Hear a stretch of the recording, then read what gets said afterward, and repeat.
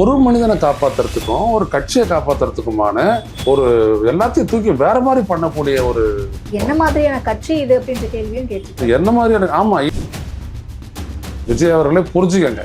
இந்த சதி அதெல்லாம் சொல்லாதீங்க. பெர்மிஷன் கொடுத்த டைம் 3 to 10ன்னு சொல்றாங்கல்ல சார். அப்ப இவங்க ஏன் முன்னாடியே போட்டாதான் கூட்டம் சேரும் அப்படின்ற அதுதான் இவங்களுடைய இது வந்து கூட்டம் சேரணும். ஊடகங்களே பண்றாங்களே.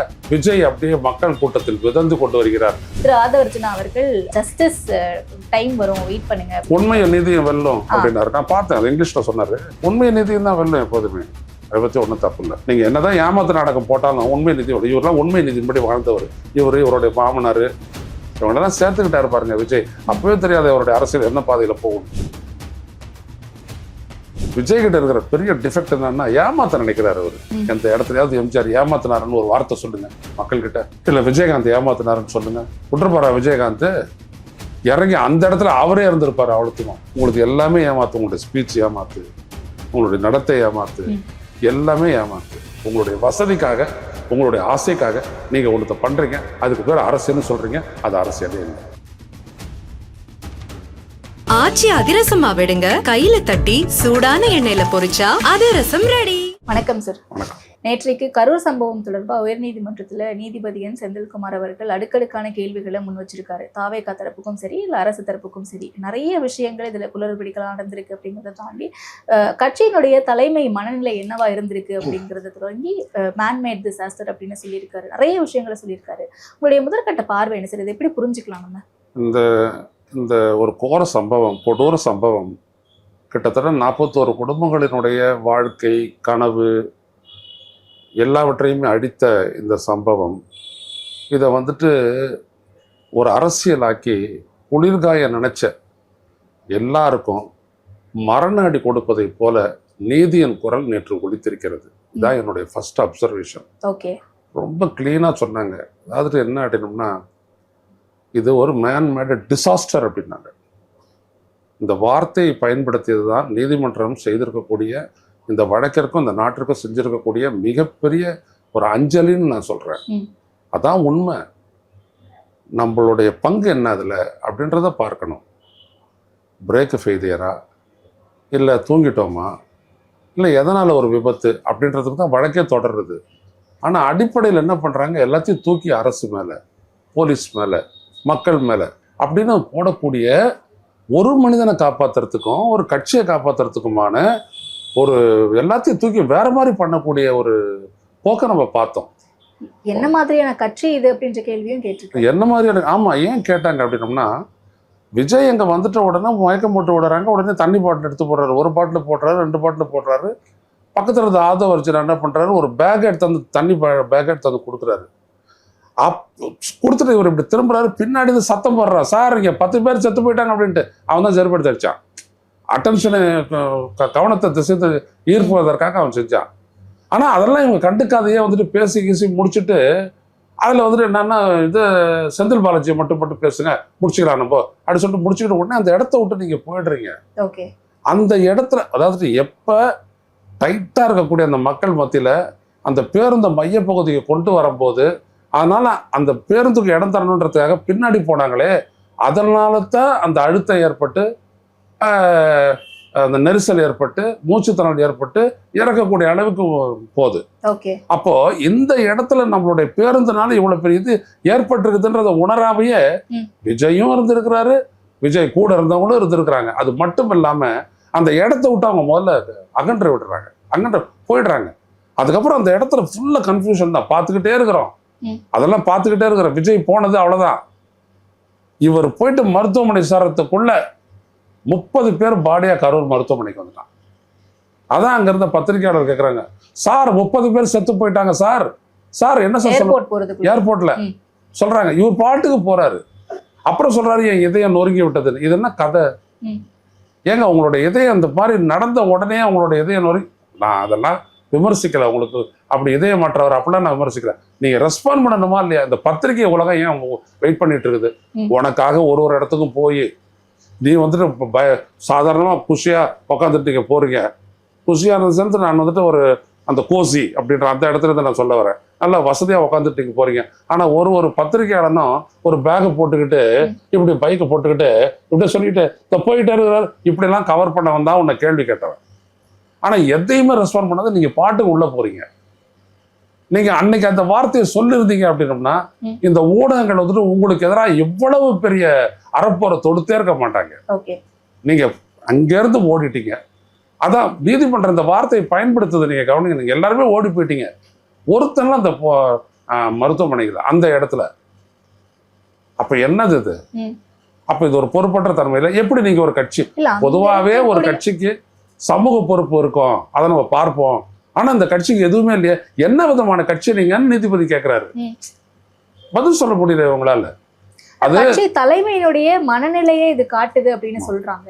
அதை நம்ம சீமானவர்கள் ஏற்கனவே சொன்ன மாதிரி அந்த நேரத்துல பதட்டத்துல என்ன பண்ணணும்னு தெரிஞ்சிருக்காது. இப்பதான் புதுசா அரசியலுக்கு வந்திருக்காரு, அதனால கூட அவர் போயிருக்கலாம் அப்படின்னு புரிஞ்சுக்க முடியாதா? விஜய் அவர்களே, நான் கேட்கிறேன், எத்தனை மணிக்கு உங்களுடைய கட்சிக்காரன் நாமக்கல்ல நேரம் வாங்கினது? 8:45. இங்கே உங்களுக்கு ஒரு சார்ட்டர்டு ஃப்ளைட்டை புக் பண்ணியிருக்கீங்க. நீங்க ஷூட்டிங்க்கு சரியான நேரத்துக்கு வரக்கூடியவங்க அப்படின்றது எனக்கு தெரியும், நான் கேள்விப்பட்டிருக்கிறேன்.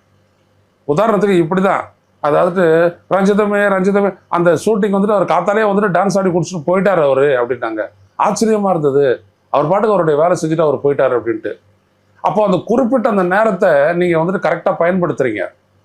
நேரத்தில் அங்கே இருக்கணும்னு நினைக்கிறீங்க. எனக்கு தெரிஞ்சு 4 மணிக்கெல்லாம் எழுந்து நீங்க போயிருக்கிற விஷயமெல்லாம் நான் கேள்விப்பட்டேன். நான் விஷயம்லாம் பத்தி நிறைய கேள்விப்பட்டிருக்கேன். அப்படியாப்பட்ட நீங்க 8:45 நாங்கள் சொல்லி உங்களுடைய ஊடகம், உங்களுடைய தாவேகா ஊடகத்தில் அது போடுறாங்க 8:45 நாமக்கல் அப்படின்ட்டு. 6 மணிலேருந்து அங்கே ஜனம் கூடி இருக்கு. இங்கேருந்து நீங்கள் எத்தனை மணிக்கு புறப்பட்டீங்க? 8:40 8:50. அங்கே போயிட்டு இறங்கி அதுக்கப்புறம் 92 கிலோமீட்டர் பயணம் பண்ணி அதுக்கப்புறம் பஸ்ஸை மாறி நீங்கள் அங்கே போய் பேச ஆரம்பிக்கும் போது மதியம் 2:45 மணிக்கு நீங்கள் பேசுறீங்க. நீங்கள் கொடுத்த நேரத்துக்கும் நீங்கள் பேசுன நேரத்துக்கு 6 மணி நேரம் இடைவெளி. ஆனால் அவன் 6 மணிலேருந்து காத்துக்கிட்டு இருக்கிறான். அப்போ 8 மணி நேரமாக அவன் இருக்கிறான் குறைஞ்சபட்சம். சாப்பாடு என்னாச்சு, தண்ணி என்னாச்சு, அந்த இடத்துல இருக்கக்கூடிய ரெஸ்டாரண்ட் அது இது கடை கண்ணி எல்லாத்தையும் மூட்டு போயிட்டானுங்க, வீடே பூட்டிக்கிட்டு போயிட்டானுங்க. அப்புறம் மற்றதெல்லாம் எப்படி? அப்போ அந்த ஜனங்களுடைய கதை என்ன? இதெல்லாம் நீங்க உணர்ந்தீங்களா? இல்ல டைம் டியூரேஷன் வரைக்குமே கன்ஃபியூஷன் இருக்குல்ல சார். கரூருக்கு 12 மணிக்கு வர்றதா தாவேகா ஊடகத்துல சொல்லியிருந்தாங்க, சமூக வலைதளத்துல. ஆனா நேர்த்தைக்கு வாதத்தை முன்வைக்கும் போது தாவேகா தரப்புல இருந்து 3 to 10 தான் எங்களுக்கு பெர்மிஷன் கொடுத்திருந்தாங்க அப்படின்னு சொல்றாங்க. எது அந்த இடத்துல 3 மணின்னு சொன்னீங்கன்னா அவன் எங்க 9 மணில இருந்து கூடி இருக்கான்? அந்த பாருங்க, பத்திரிகையாளர்கள் அப்படின்றவங்க வந்துட்டு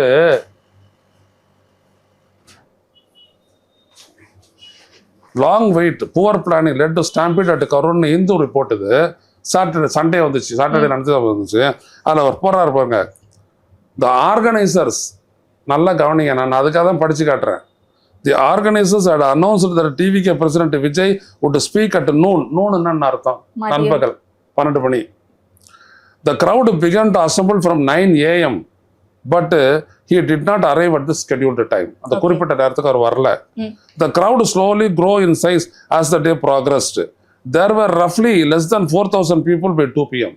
2 மணிக்கு அந்த இடத்துல இருந்தவங்க வெறும் 4,000 பேருக்கு கம்மியானவங்க தான். அதுக்கப்புறம் தான் கரூர்ல இருந்துட்டு நியர்பை ஈரோடு, கோயம்புத்தூர் இதெல்லாம் வர்றாங்க.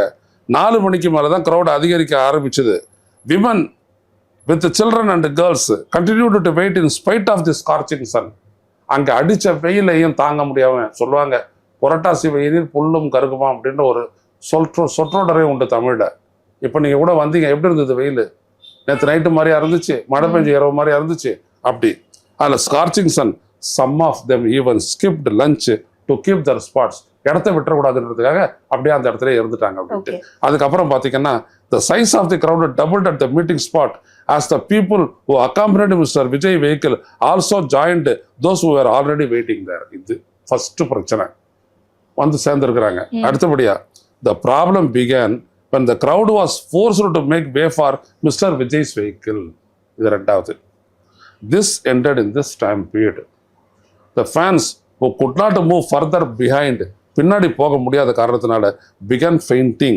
They fell on a shed where a generator and an outside broadcast van of a television has been positioned.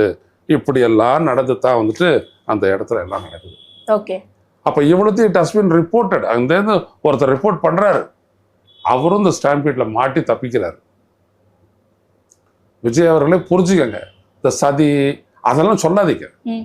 இங்க நடந்த விடயம் என்னன்னா, நீங்க உங்களுடைய கட்சிக்காரன் சொன்னா 12 மணிட்டு, புரியுதுங்களா? நீங்க அங்க வந்துட்டு இப்பொழுதுதான் விஜய் வந்திருக்கிறாரு, போயிருக்கிறாரு, இப்பதான் விமான நிலையத்துல இறங்கி இருக்கிறாரு, இவர் போயிட்டதுக்கு அப்புறம் நாமக்கல்லாம் போயிட்டு கிட்ட இங்க வர்றதுக்கு எப்படி 4 மணி 5 மணி ஆகும், தயவு செஞ்சு போயிட்டு எல்லாரும் வாங்க அப்படின்லாம் சொல்லல. இல்ல வந்தவங்களுக்கு தண்ணி கொடுக்கல, சோறு தண்ணி இல்லை. இப்படிப்பட்ட நடத்துல நெரிசல்ல வந்துட்டு அவங்க மயக்கம் போட்டு விடுறாங்க. எல்லாம் உங்களுக்காக வந்தவங்க. நீங்க உள்ளபடியே பொறுப்புணர்வு உள்ளவிட இருந்தாருன்னா நீங்க என்ன பண்ணிருக்கணும்? 6 மணிக்கு புறப்பட்டிருக்கணும். புறப்பட்டு நீங்க அங்க 8:45 வேணாம், 9:30 பேசுறதா கூட கரெக்டா பாத்தீங்கன்னா 12 மணிக்கு பேசலாம். கரெக்டா தானே கொடுத்துருக்குறேன். 8:45 வர வேண்டிய விஜய் அங்க 8:45 வந்து 9:30 பேசி முடிச்சிருந்தாருன்னா அடுத்த 2.5 மணி நேரத்துல அவர் வர முடியும்ல. இங்க கரெக்டா தானே கொடுத்த டைம் 3 to 10 சொல்றாங்களே சார். அவங்க கொடுத்துருக்காங்க இங்க டைமிங். இவங்க எங்கனாலும் சொல்றாங்க, இவங்க ஏன் முன்னாடியே போட்டாதான் கூட்டம் சேரும் அப்படின்ற. அதுதான் இவங்களுடைய இது வந்து கூட்டம் சேரணும், எங்க பார்த்தாலும் ஒரே தலையா இருக்கணும், அதுல ஒரு மிதக்கிற மாதிரி வரணும். அதான் இங்க ஊடகங்களே பண்றாங்களே. விஜய் அப்படியே மக்கள் கூட்டத்தில் விதந்து கொண்டு வருகிறார். அப்படியே நடந்துச்சு திருச்சியில. திருச்சி ஏர்போர்ட்ல இருந்து 6 கிலோமீட்டர் போனாங்களே மரக்கடை வரைக்கும், அப்படியா இருந்துச்சு. ஒண்ணுமே இல்லை, எதிர் திசையில வெஹிகுலர் டிரான்ஸ்போர்ட் அது பாட்டுக்கு போயிட்டு இருக்குது. நடுவில் மீடியன்ஸ்ல சிங்கிளராக நின்றுட்டு இருக்கிறாங்க, இந்தாண்டே அதே மாதிரி நிற்கிறாங்க. எதிரெல்லாம் இடம் இருக்குது, ஆனா விஜய் வண்டி போல. அப்படியே மெதுவா அந்த கூட இருக்கிறவங்களையே வச்சுக்கிட்டு அப்படியே ஓட்டிட்டு போறாங்க. அங்க மரக்கடையில கூட்டம் சேர்த்து இருந்துச்சு. இதான் அங்கேயும் 6 மணி நேரம் ஆச்சு, 6 கிலோமீட்டர் கிடக்க. இவங்களுக்கு இதைத்தான் ப்ரொஜெக்ட் பண்ணணும். இதான் கூட இருக்கிறவங்களுடைய அட்வைஸ். ஒருத்தர் எஸ்கேப் ஆகி ஓடினார் டெல்லிக்கு, அவர் பண்ற வேலையெல்லாம் இதெல்லாம் தான். ஆமா, அப்போ இதெல்லாம் தான் சேர்ந்து என்ன ஆயிடுச்சு, ஒரு எதிர்விளைவுகள் ஏற்படுது. இதை யோசிக்கல. அதுதான் கரூர். அடுத்து விஜய் மேல ஏன் வழக்கு பதிவு செய்யல அப்படின்னு கேக்குறாங்க. ஆதவர்ஜுனா மேலேயும் இமிடியேட்டா வழக்கு பதிவு செய்யணும் அப்படின்னு சொல்றாங்க. இது எல்லாத்தையும் எப்படி புரிஞ்சுக்கலாம்? அப்ப அடுத்த கேள்வி என்ன வரும்னா, அவ கைது செய்யறதுக்கான வாய்ப்புகள் இருக்கா அப்படின்னு. இல்லைங்க, கைது செய்யறது அப்படின்ற வழக்கு எதனால், இந்த சம்பவம் எதனால போலீஸ் அவருடைய எஃப்ஐஆர்ல சொல்லுது. நாங்க சொல்றோம், விஜய் சரியான நேரத்துல புறப்பட்டு போயிருந்தார் அப்படின்னோம்னா இப்படிப்பட்ட எதுவுமே நிகழ்த்து. மயக்கம் போட்டு ஒருத்தன் ஊழ்ந்திருக்க மாட்டான். ஒருத்தன் 3 மணி நேரம் சாப்பாட்டுக்கு அப்புறம் தாங்கலாம் இல்லையா வெயில்ல, அதுவே அதிகம். நீங்க 6 மணி நேரத்துக்கு அப்புறம் பேசுறீங்க நாமக்கல்ல, அங்கேயே 34 பேர் மயக்கம் போட்டு விழுந்தானா இல்லையா? யோசிச்சு பாருங்க. அப்ப அது எதனால நிகழ்ந்துச்சு? 34 பேர் ஏன் மயக்கம் போட்டு விழுந்தான்? விஜய் பார்த்த உடனே மயங்கி அவருடைய அழகிய மயங்கி மயக்கம் போட்டு விழுந்தானா? சோறு தண்ணி இல்லாததானங்க காரணம். நீங்க அதை கொடுத்துருந்தீங்கன்னா ஒண்ணுமே இல்லையே. இல்ல, அவ்வளவுதான், மயங்கி விடுறான், ஹாஸ்பிட்டல் எடுத்து போட்டு அட்மிட் பண்றாங்க. இதுதான் நடக்குது. அப்ப முதல் குற்றவாளி யாரு? அந்த இடத்துல தான் நீங்க வழக்கு போடும் போதே இவரை சேர்க்கணும்ன்ற, சேர்க்காத மற்றவங்களாம் பர்மிஷன் வாங்கினவனையா நீங்க வழக்கு போட்டு நீங்க கைது பண்ணுவீங்க? மதியழகனும் பவுன்ராஜும் பர்மிஷன் கேட்டு வாங்கினவனுங்க. யார் ஹானர் பண்ணணும்? நீ தானே ஹானர் பண்ணணும். உங்களுக்கு தெரியாதையா வாங்கினாங்க? இல்ல, ஆல்டர்னேட்டிவா இங்க மதுரை உயர்நீதிமன்ற கிளையிலையும் கேஸ் போகுது, முன்ஜாமீன் மனு. அதுல ஆனா இவர் தான் பெர்மிஷன் வாங்கினாரு, அவர் தான் ஆர்கனைசர், நாங்க கிடையாது அப்படின்னு சொல்லிட்டு தானே சார் பொதுச் செயலாளரும் துணை இல்லைங்க. எப்படி வேணாலும் இருக்கட்டும், அதெல்லாம் உங்களுக்கு தெரியாமலே நடக்குமா? இல்லாம உங்களுக்கு தெரியாத ஒரு விடயத்தை தான் உங்களுடைய தளத்துல போடுறீங்களா? என்ன விதமான தலைவன் நீங்க?